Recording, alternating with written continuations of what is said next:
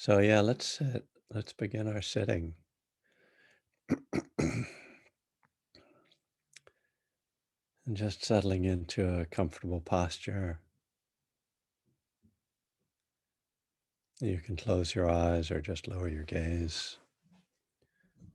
Gonna raise my mic a little bit so make sure you can hear me when my voice softens.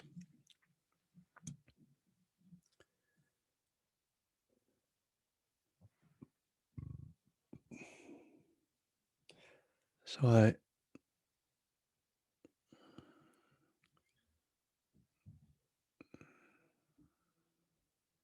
been trying to remind people the importance of posture. And I don't mean that in some sort of rigid sense of being in a full lotus or something, but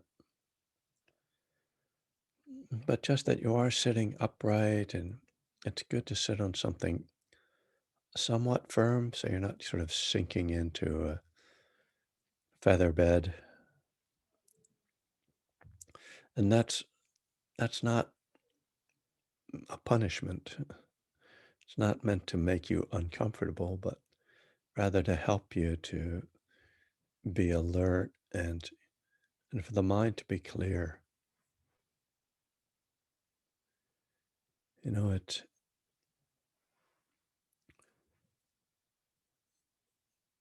the mind seems to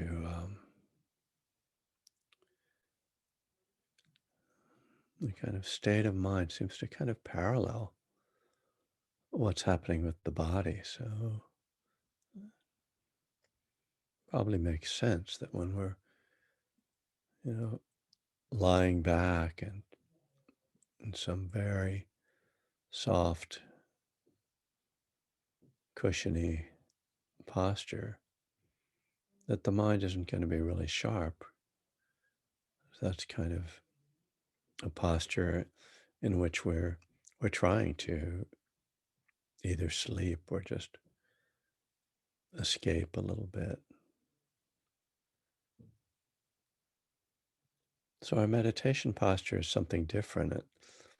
Uh, And because we often say to be relaxed, we can miss that suggestion about sitting upright and sort of having the body be alert so that the mind can be alert.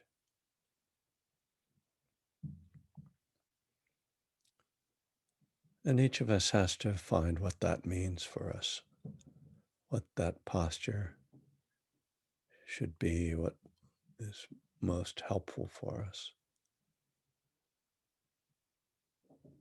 But I encourage you to explore that in your meditation.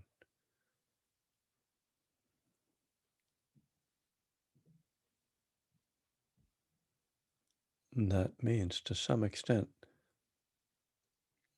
trying to correlate mind states with the posture or with various physical states.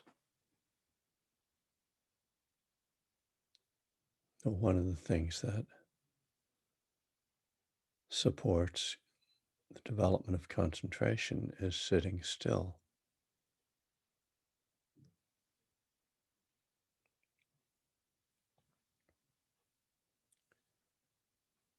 And when we sit still for an extended period, even if it's a very comfortable posture, it's likely to become a little uncomfortable. Our bodies generally like to move, at least periodically.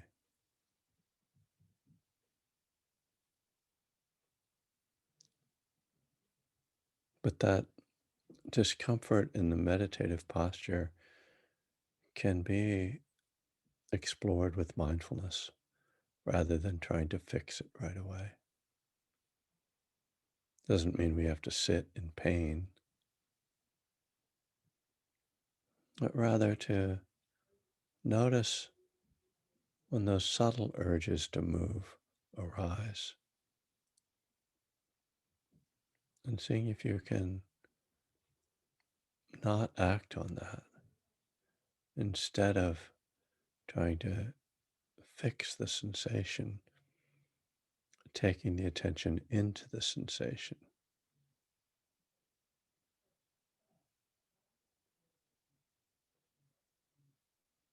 This becomes a really valuable form of practice.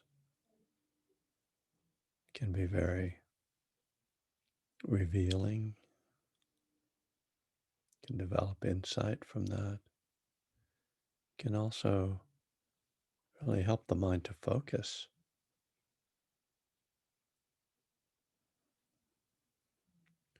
When we're working with physical discomfort, we have to make an extra effort to relax because any tension will exacerbate the discomfort and just create more of a sense of resistance. So we have to open to the sensation, which means going against our instinct, the instinct to avoid anything uncomfortable, as we instead turn toward the discomfort, breathe with it, relax around it, allow it, even explore it with curiosity.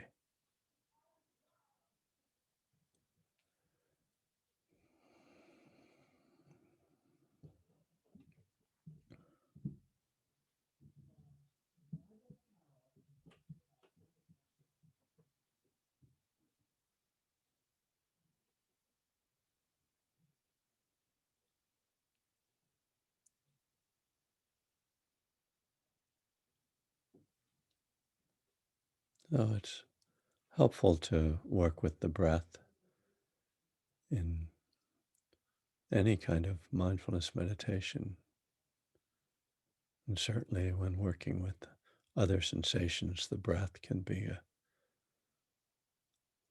both a focal point and an energy that can help us to release resistance. So now to connect with the breath, if you haven't already, of feeling the breath either at the nostrils or the belly, wherever it's easy to pay attention.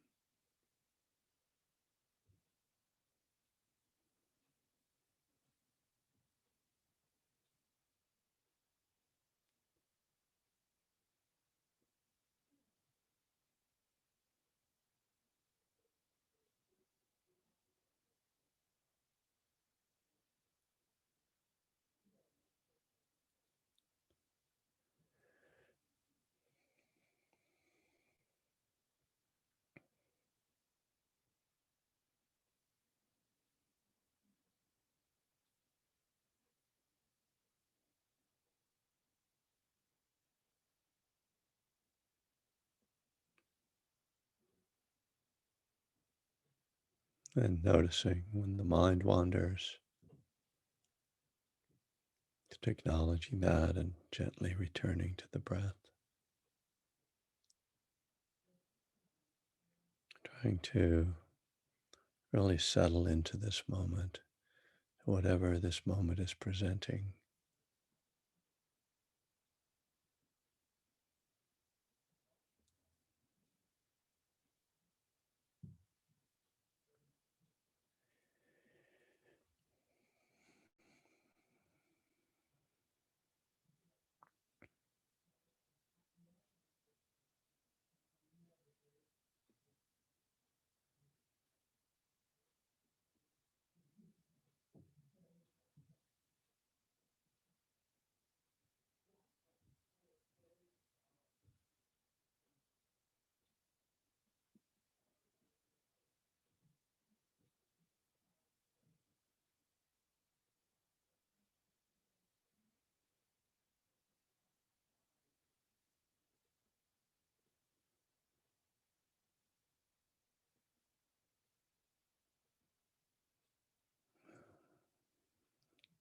Staying aware of your energy? Are you alert or drowsy? Now, as we settle, we might be having to work with relaxing, letting go of stress or anxiety. And then sometimes we wind up crossing over to the opposite end of the energetic spectrum and sort of falling asleep or just into a dull state. There's the typical kind of seesaw of energy. And the challenge is to find a middle path of energy, to be relaxed and still clear-headed, still alert.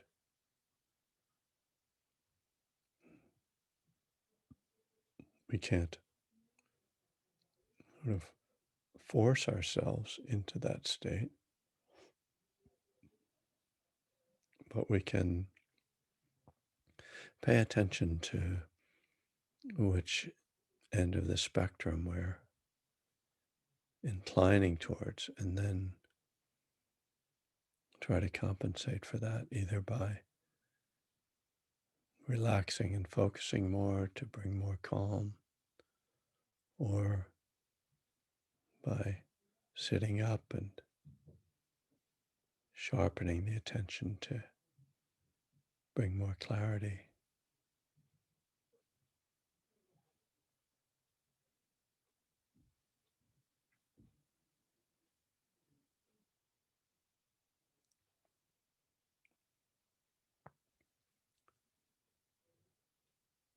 So we see that these states are not permanent, that they're quite dynamic,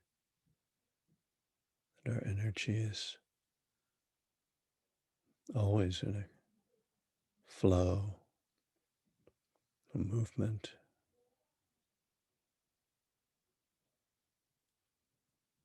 and part of our challenge as mindfulness meditators is to track that, work with balancing that.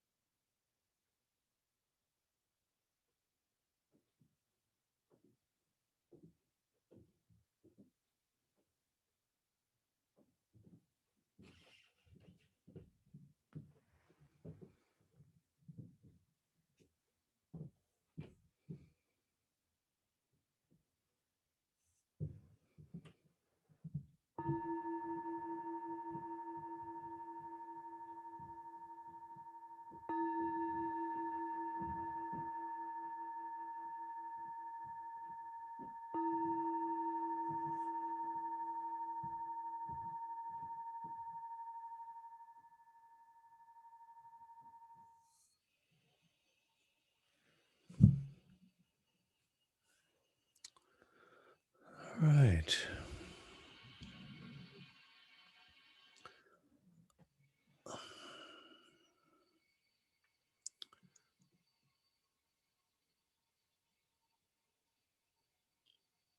Yeah, so I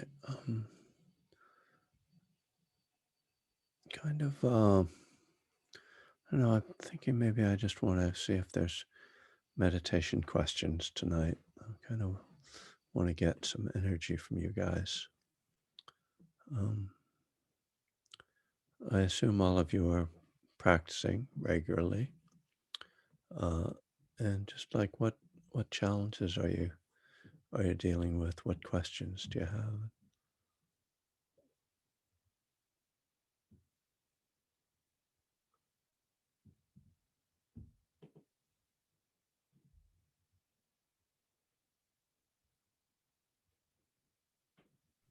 Hi, Kevin. Hi, Angela. I'll go first.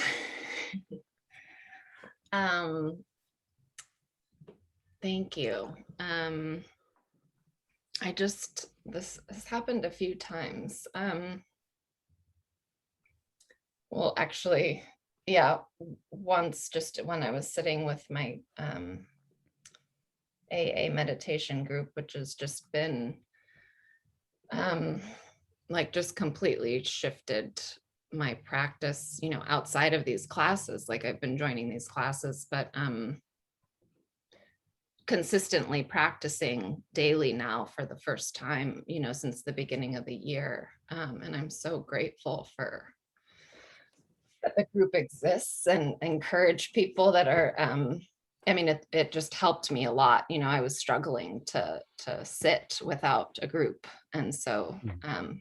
I'm just grateful for that because it's just been bringing, um, just been really helpful and really starting to like sink in deeper with some of this stuff. And um, yeah, I don't know why today. I think I'm just really filled with a lot of gratitude. And there's different things happening and in my mind, and you know, maybe with movement starting to happen in life, and um, what that's going to look like, what life is going to look. But I know, like, just staying in the present moment, yeah, is the best thing for me. But I guess something that I was actually going to ask you, privately, but I figure I'll just ask it here and see. I mean, I think it's less maybe about my practice sitting, but I've shared with some people that, like, I realize I realized the other day, like I made a connection for the first time, really, that like I don't sit just for this, or at least right now. It's not like I'm getting these deep states of concentration in my meditation now. Like I'm finally Sure. starting to like just be present, and your suggestion, or there was a class you were talking about, sometimes it can be a battle between the breath and then thoughts, and like, so I'm starting to just have more kind of open awareness, which is Hmm. like body, sensations, just sounds all at once, which has been helpful. But I guess I'm just like experiencing a lot more, awareness in my daily life, and just doing a lot of recovery, and um, another book study, reading A Burning Desire, which has just been so incredible and I have been having this feeling a lot that just like it's almost like I'm starting to have these kind of like trippy mind states where I'm just like, because I'm wrestling with such big kind of questions and deep feelings, and like, crying from gratitude in a meditation, like what's happening, like what is going on? Like in some ways it's at times a little like feels a little scary, and of course the judgment, and I notice the judgment about, oh, I'm being silly, or wow, that, share about your feelings was really something, Angela. But yeah, I guess just working with that, like the more that you become in touch with your feelings, if you experienced that as you started to get, more kind of deep into your practice, or I'm not even like really not, I'm still very new, but it's been coming up a lot for me anyway. So I just wanted to see what you had to, yeah, kind of what you had to say about that. And thank you so much for this class. I mean, it's just been it's like,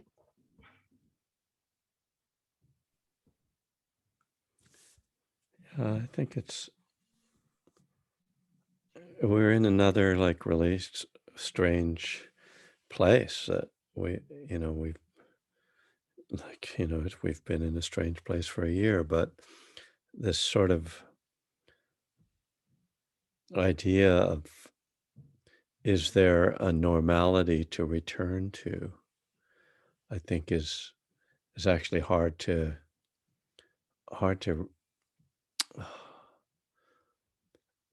it's hard to know what that looks like, but also it's like another way that we're like that the rug is pulled out from under us. Like it's that classic kind of Buddhist understanding that there really is nothing holding us. Joseph Goldstein has that line about, as you get deeply into practice, it's like feeling like you've jumped out of an airplane and then realize that you don't have a parachute, but then looking down and realizing that there is no ground to land on. And that's kind of, that disorienting way it can feel. And I don't know, in some ways, it's like, is what you're going through personal, or is it just, social? Like, that where it's scary to, because in a way it's like, okay, you get used to like not having to be with people or like in relationships, and like your world gets small and it's like safe. It's like the person coming out of prison who gets kind of freaked out by just the intensity of it all, and wants to, doesn't want to go back to prison but sort of does. So I think that, there's something of that probably for all of us. I think I'm feeling some of that, and so, but, in regard to your practice, and, you know, I mean, certainly the idea of judging what happens in your meditation is sort of an doesn't it's certainly not necessary, because it's how can anything how can it be there be anything wrong, If something's coming up, if some feeling is coming up, it's not like, "Oh, this isn't supposed I must be meditating wrong because 'cause I'm feeling, I'm crying with gratitude." It's like, it's it's very much, this process is very much something where we turn it over. We turn our will and our lives over to the power of the practice, to the power of mindfulness, the power of the Dharma, the power of of gratitude, the power of love, and that is scary, and that's a radical thing to do. It's not something that most people do, because most people are afraid to really be fully alive, you know, because of what that might mean, and to fully feel. There's a reason why, so many people go around, if they're not intoxicated, they're on some kind of mind-altering medication, and if not that, then many people just sort of numb out their feelings, because it's hard to feel everything, the full catastrophe, you know, it's it's a lot. Um, but once you have the insight, into the truth of the Dharma, you know, you kinda you kind of make that choice. When you take refuge, you're kind of making that choice to say, "Well, there is no real choice between living fully and going back to a, you know, a more circumscribed existence." And of course, it's, getting back to, coming around again to this group and what our focus on recovery. Of course, that's a perfect correlation with recovery that, we, are drinking and using, or this was this way of controlling things and limiting, but there was a huge sacrifice we made. We sacrificed so much of our lives by doing that, and when we stop, we open ourselves up, and once we see that, it's really hard to go back. There's that expression, "A head full of AA and a belly full of booze," that that it's just not sustainable, it's not workable, it's not there's no we can't go back, because once you can't unsee the light, you know? You can't unknow, uh, the truth, and, so, yeah, I mean, it we have to just, be kind to ourselves, do what we need to do to make this manageable, not set, like, l ideas about perfection and how it should look. Um, you know, I I mean,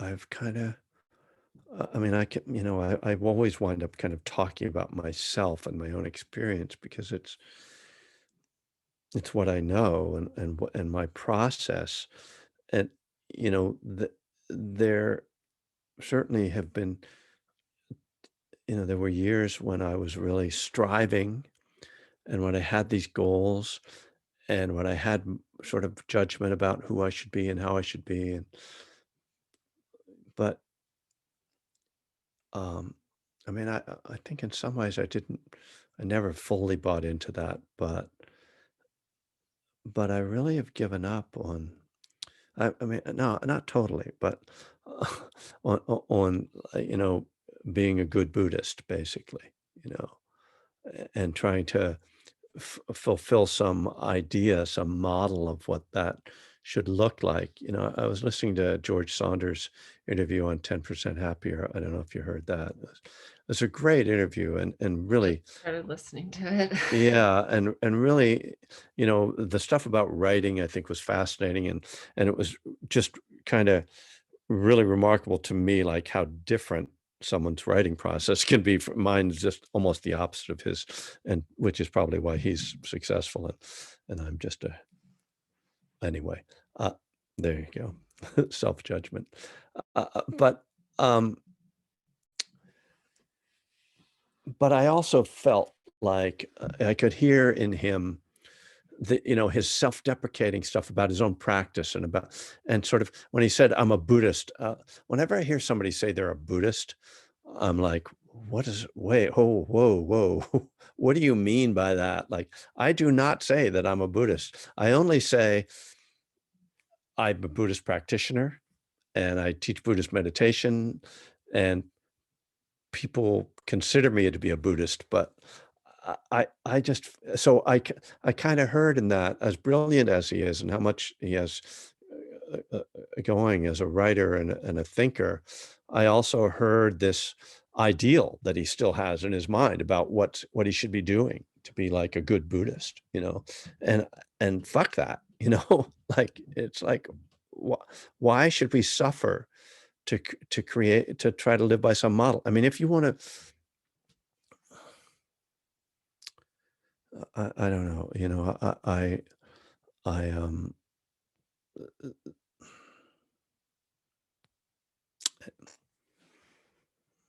we have to find our way of being in the world. And, we the I think I've said this recently, but it's still, the expression doing your best doesn't make any sense to me because it just sort of, what the hell does that mean? Couldn't I always be better? So I don't like that expression, but it's pointing to something. And I think it's about something, which is, you're doing what you're doing, and there's nothing wrong with that. It may not best, better, worse, that's not really the point. It's just we're doing what we're doing, and are it am I creating more suffering for myself or and others, or am I not? You know? And uh that's all that really matters, I think, you know. Beyond that, some idea of I'm not meditating enough or the right things aren't happening when I'm meditating or I'm uh not nice enough or I don't love people enough. Or too much. Like it's like now you're being too, out there and feeling too much or, Yes, like yes, in my meditation, I was thinking like kindness is always the answer that came to me. And I yeah, just was like, filled with and just people, I'm just, yeah. And it's like, that's too much, Angela, like tone yeah. it down. I know, right? I mean, you're feeling what you're feeling, and that's a gift. You Yeah. know, it'll all stop when you die. So Yeah.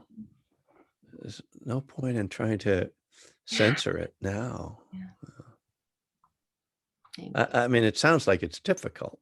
That's the thing. Well, it's at times when I start to feel that like what you were talking about with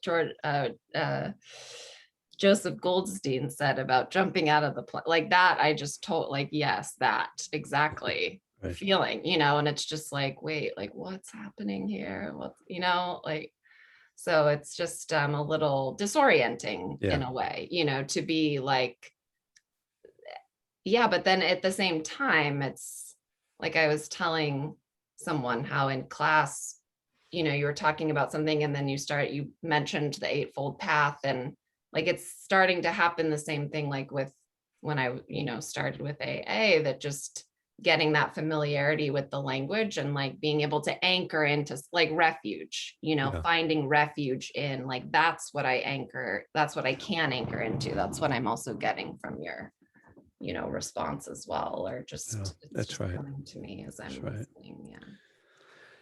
Yeah. And and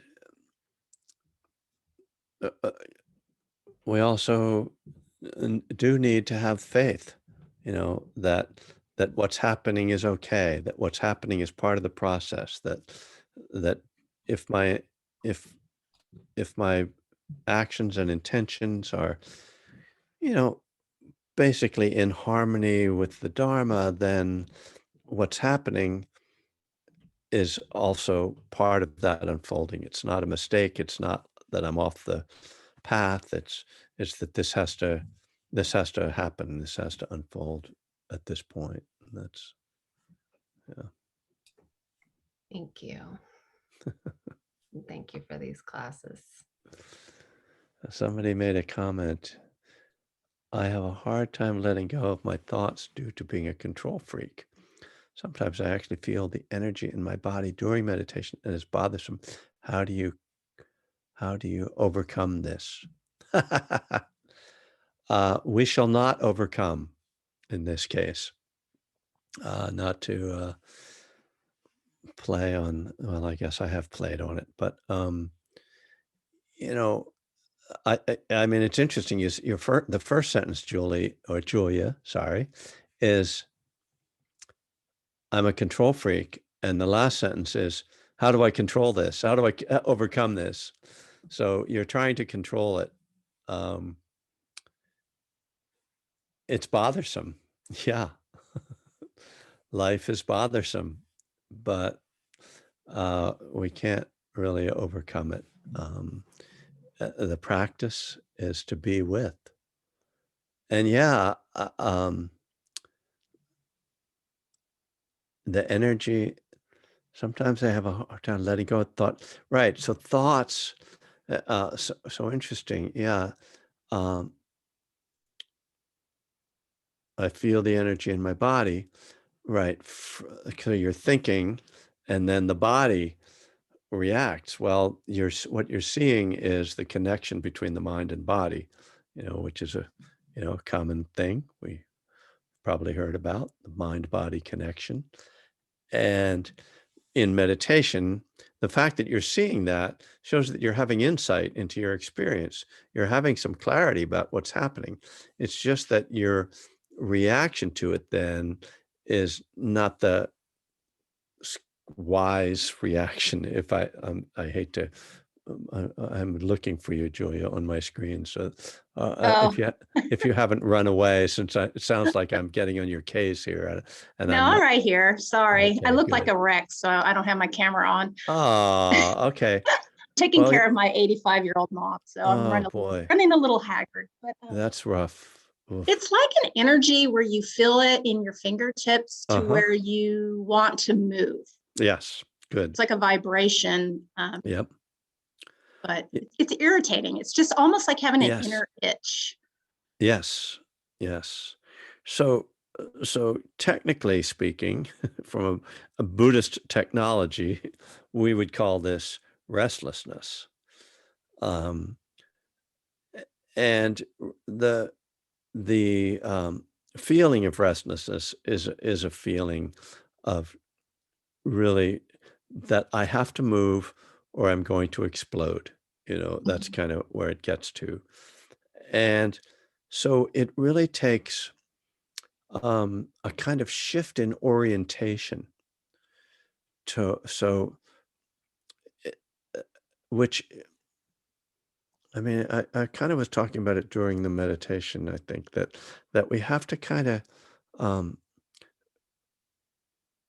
first of all notice the resistance and the aversion that like, oh, this is not okay feeling, because that's and see that feeling that this is not okay is actually separate from the sensations themselves. So that there's a physical sensation, and then there's a mental reaction to the sensation. So you can't change the physical sensation, but you can work with the mental reaction. And so the thing that we want to do in this process is to try to shift from resistance to more curiosity. And Hmm. so this just really means applying mindfulness to the sensation. So that this is one of the great challenges in mindfulness meditation. It's easy to be mindful of something pleasant or even something neutral, but to be mindful of something unpleasant means that we have to let go of that resistance. And that resistance includes fear, because it's kind of scary to just receive discomfort. Our natural instinctual reaction to discomfort is to push it away or to get away from it one way or another. And that's, a large part of human existence is doing that, is trying to control things, as you say, so that we don't have to experience unpleasant sensations and unpleasant states. But the Buddha, in his wisdom, saw that by doing that, we were actually creating another layer of problem. And that if we can let go of the mental resistance and turn it instead into curiosity and kind of mindful exploration of the experience, that will actually change the whole way that we perceive the experience. Something that we see as a problem can sort of be neutralized, if you will, by just opening to it and surrendering to it. So it's much like, the AA talk about acceptance. Acceptance is the answer to my problems today. That's kind of what this is about, but it has a more we have a more specific way of doing that. It's not just that we're accepting it, but we're actually the acceptance allows us to explore the experience, and that's what really shifts how we experience it. Challenging, I know, and you have to catch yourself in the moment because there's such a quick, "Oh, this is uncomfortable." We kind of move. You have to kind of be paying attention. Notice, "Oh, I'm starting to have this resistance. I'm starting to, uh, get uncomfortable. Oh, yeah, what do I do? Okay, let me" and breathing helps. Like, okay, phew, just like, because there's often physical tension that arises around this resistance. It's like, okay, breathe, relax, just let it come. And as Jack Cornfield says, no one has ever died of restlessness, as far as we know. I, we haven't done, autopsies on every person that's ever died, so it's possible, but unlikely that one would die of restlessness. So, does that make any sense, Julia? Can you kind of connect with It, what I'm saying?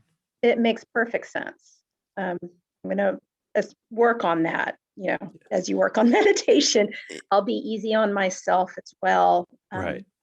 I'm at 3 months in my to be sober, and so there's a Oh, lot of animosity to myself. Thank you. oh, yeah, So yeah, I'll work on that, yeah, and I really appreciate it, Kevin. yeah, good. That's a really good question, and yeah, um, it does take definitely be easy on yourself. This is not a a test.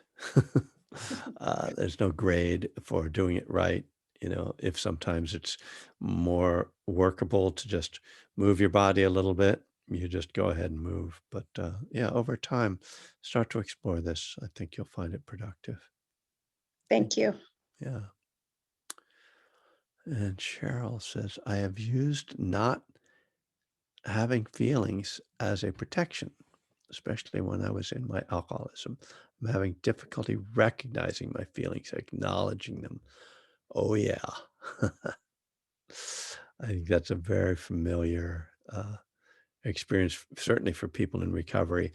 And when you start to practice meditation, this was like such a huge challenge for me when I started to practice because, I tell this story in One Breath at a Time about going into a meeting with Jack Cornfield. Well, first, I was on a retreat with Joseph Goldstein and Jack Cornfield. And first, Joseph Goldstein just turning to me, I asked him a simple question, and him turning to me and saying, "Don't be afraid to feel." And I was like, "What's he talking about?" And then being in a meeting shortly after with Jack Cornfield, and him saying, "Your practice is to feel." And I was like, "What are they talking about?" And as I described, like, I always thought that I was very emotional because I was depressed all the time. So I thought, "Oh, well, I'm feeling my feelings." But, kind of came to see that the depression was in a lot of ways almost an avoidance of more core feelings, or certainly my way of handling the depression was not one of mindfulness, you know. And so I began on that retreat to just try to figure out what they were talking about. And the simple answer, not the final answer, but a simple answer, and part of the answer was to just start to feel emotions in the body. And so I particularly remember because this was a long retreat and I would be doing walking meditation, and walking meditation is kind of a good time to feel emotions because you're upright and you can kind of feel your whole body in a way that sometimes when you're in sitting meditation, your body can kind of get closed a little bit. So standing upright, and I would be walking, and then I would just stop and I would breathe and I would just ask, what am I feeling right now? And then I would start to notice that there were these just sort of things going on, and so much of it in the chest and the belly, the solar plexus. But then starting to notice too, and interesting that Julia was talking about the tingling in her fingers, starting to notice that there, since emotions and feelings could come down the shoulders and be in the hands, in the back, all kinds of parts of the body, in the face, are a lot of emotions in the face, um, and starting to just not try to make, like, I think when they said be aware of your feelings, I took it to mean something more psychological, I guess, uh, but something more vague. And so when I got it, started to try to feel feelings in the body, that became something more, you know, real. It's like, okay, okay, I can feel my body. I can feel my arms. I can feel my chest. I can feel my belly. And then to tune in, there's just like a sort of a sensations, physical sensations, and see that, oh, there's like, ooh, there's maybe a churning in my stomach, or there's kind of a heaviness or a darkness, you hard to find language for it. But that, what was that? What was the feeling of depression? And sort of starting to see, oh, there's just like these kind of vague energies moving in my body. And that started to be my practice, was to just meditate and breathe with those things. And when I say that, I mean, feel let my breath kind of, as I fill up, kind of open my chest, open my uh, the front of my body, which is where a lot of this stuff lives, and allow it. Because one of the reasons I don't feel it is because I don't allow it. I repress it and I hold it in with my body, that armoring. And so it's opening. And so it's again kind of surrendering to this and letting it just come, like arising, coming to me, almost welcoming it. Just let it come, but feeling it as energy. So it's kind of moving through me. So there isn't the sense of, oh my God, I'm getting buried by this. It's more like, oh, this is just moving through me. And I can feel that, and it's, what is it? I don't need to name it, and do I feel, what can I don't know exactly what I'm feeling. I'm just feeling it as stuff, and I notice that it's like I might feel sad. I might identify it as sadness, or I might identify it as anxiety, but sometimes it doesn't even have a name. It's just stuff, and I'm just breathing and I'm letting it come and letting it go, and and after a while, it becomes more part of kind of the the it becomes a more like natural part of my daily experience of self, of myself. It's just, oh, there are feelings there are sensations there are thoughts there are, you know ideas and plans, and and it's the f the feelings can just be part of that. They don't get too little attention, they don't get too much attention. They just become part of the landscape of experience, and much less threatening, uh, and less mysterious too. So that was a lengthy little story, but, there you go. I don't know if anybody, um Angela, I don't know if anybody could ever read through all the stuff that you're now putting in here like we I have, know. but maybe we should review. Shall we review? Yeah. Let's see. And Kevin then there's offers a this. note from Sanjeev in there too in the Okay, middle. I'll get to that, and that'll be my Okay. closing here. So Kevin offers this class at no charge, so that's nice. Good. Keep If you that. feel Don't put that, take that out. if you feel moved to do so, yeah, and it's within your means, you're encouraged to participate in the practice of generosity. Great. So then there's the ways that you can do that to give Donna. recordings of the previous classes, and I'm a little behind, but I'm going to do that tomorrow. Update it, or on my right. They're on my website as audio, and then they're on YouTube as the whole shtick. Monthly series on the Eightfold Path for Napa Valley. Wow, you're on top of that. So yeah, I'm doing that. This is what we mean busy board, right? Doing all this stuff. Zoom meetings, meeting code. And there was wasn't there something else we're going? What's this NVIM newsletter? Wow. Well, Okay. that's to get the link to you directly. You can register for Oh yeah, because I know, because they don't just let you. but then I let did in. yeah, Debbie was great and provided the information for the next. So that's the information for the next class, but you can also sign up for their newsletter, and they do have some other nice. Okay. And next Friday is the second Friday, which is Spirit Rock. And somebody's saying that's still only the second Friday. And yes, the answer to that question is yes. Oh yeah, my interview with Dan Harris is there, and I am going to be back on there soon, doing living kindness. So let's go back to Sanjeev's question. There's an inherent tension between the notions that feelings aren't facts, allowing feelings to breathe. Even the act of noticing can seem like a way to prolong the feeling because it is rooted in cognition rather than permitting the feeling to be. I'm not sure if you're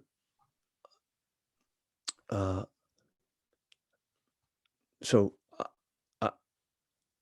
I'm going to respond to this, but I'm not sure if I'm going to be answering what you're saying.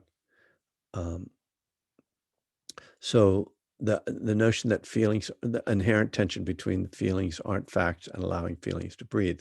So it's not that feelings don't exist. It's just that they aren't necessarily conveying accurate information. So they are conveying accurate information, which is the information they are conveying is, I'm feeling this. But often we take that feeling then to have more meaning. And so when I feel like an idiot, for instance, or that doesn't mean I am an idiot, right? It's just a feeling that I'm an idiot. So that's the way that it's not a fact, but it does exist. That feeling of being an idiot is there, and I can breathe with it. And I think breathing with it is because, again, I don't know better language except to describe things as energies. That is because energy implies something that's always in motion, right?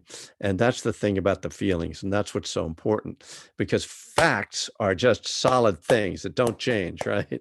It's just the way it is. And whereas feelings are in constant flux, and that's another way that they're not facts. But I think the main point of feelings are not facts is they aren't conveying accurate information to you. You know, they're just conveying a felt experience. So, but then the next part where you say even the act of noticing can seem like a way to prolong the feeling because it is rooted in cognition rather than permitting the feeling to be. So for me, the act of noticing is the permitting. I agree that we want to kind of sidestep or avoid the cognition in terms of turning it into a mental event, a thought about the feeling.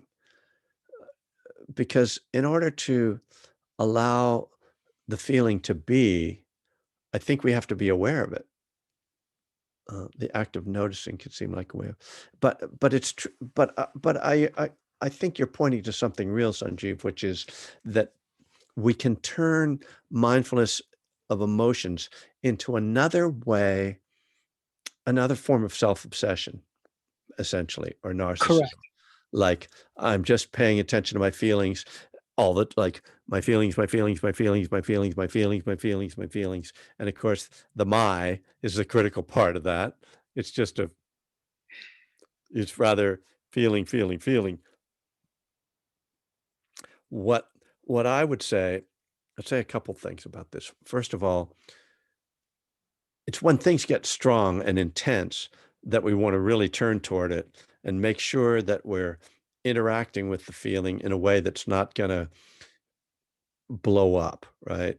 Like, ooh, whoa, whoa, what's that? Okay, I'm feeling, I need to breathe. I need to allow that. I'm going to breathe with that. I'm just going to feel that because it's very intense. But yeah, the idea isn't, okay, let me just stay with that continuously. It's more a matter of just make checking in with ourselves. Like, am I, uh, are things kind of building up in the background that I'm not paying attention to that are then having negative impacts on my mind states, on my behavior, on my interactions with people? Like, when you catch yourself, like you yell at somebody or you get angry with somebody and then you realize, wow, like it wasn't about them. It was about what I was feeling in that moment. And I just really wasn't aware how upset I was about that thing that happened yesterday, but I'm carrying it into today because I didn't really process it or allow it and stay present with it. Um, so yeah, I think uh, we don't want to turn our mindfulness of feelings into another obsession. And as addicts, we will, that's just what we do, right? It's like, oh, I'm supposed to be mindful of my feelings. I'll do that. Let's go, you know, and, uh, and Have yeah, feelings it's, about feelings. yes, feelings about feelings, which is a thing. I mean, that's not even a joke, for sure.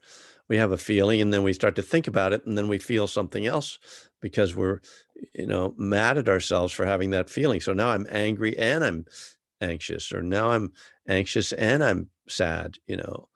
Um, so yeah, um, at times we just need to step out of it and go, okay, you know, let's go for a walk. Let's call a friend, break the cycle. This is not helpful. This is because sometimes feelings can last for a while. And it's like, okay, that's happening. I'm going to continue with my day and do the things I need to do. And, if after, a couple hours of work or hanging out with people, I come back to myself and I see, wow, that's still there. Then, okay, I respect that. But oftentimes, after do some activities, some external activities, we come back to our feelings and we go, oh, that's gone. Yeah, yeah. My mood changed. Right. So, but thank you for bringing that up. So we've run considerably over tonight. Shocking as that may be. I hope that we don't get in trouble with who. Oh yeah, there's nobody to get in trouble with. Zoom. Will they get mad at me? I don't know. The Buddhist police, the recovery police. Probably just my wife because we were, we've been obsessively watching this French spy thriller, The Bureau. If you're looking for a really, just disturbing show that will not let you think about anything else for a couple hours even each evening. Le Bureau, Le Deuxième Bureau. Uh, so thank you, dears. Actually, you guys cheered me up tonight. I don't know, by hanging out with you because I wasn't really in the mood for this, but now I'm having fun. I worked overtime, so